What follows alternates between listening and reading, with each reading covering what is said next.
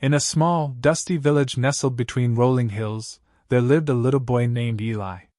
He was known for his curious nature and boundless energy, always running through the narrow streets, chasing goats, or climbing fig trees.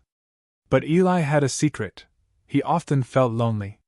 His father was a fisherman who spent long days at sea, and his mother worked tirelessly in the market. Though the village was full of life, Eli longed for someone who would listen to his endless questions and stories.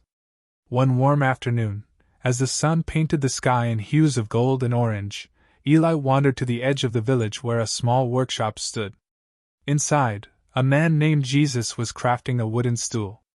His hands moved with precision, smoothing the rough edges of the wood. Eli had heard stories about Jesus, how he spoke with kindness, healed the sick, and told parables that made people think deeply. But to Eli, Jesus was simply the carpenter who made the best chairs in town. Eli stood at the doorway, peeking in shyly.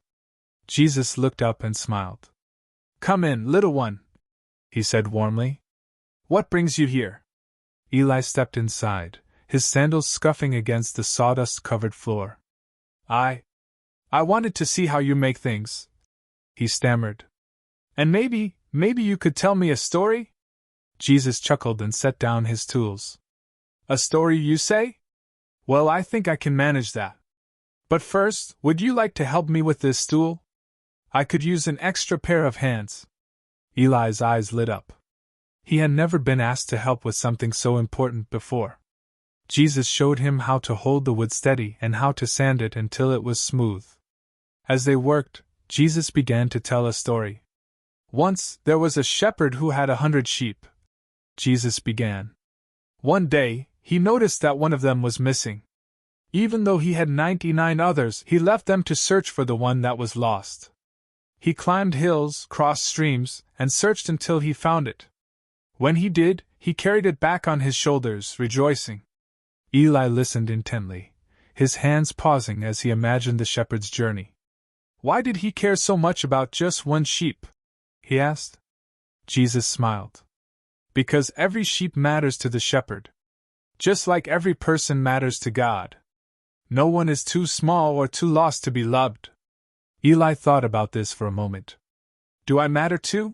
he asked quietly. Jesus knelt down to meet Eli's gaze. "You matter more than you can imagine, Eli. You are precious, and you are loved." Tears welled up in Eli's eyes, but for the first time in a long while, they were tears of joy. He felt seen, heard, and valued in a way he never had before.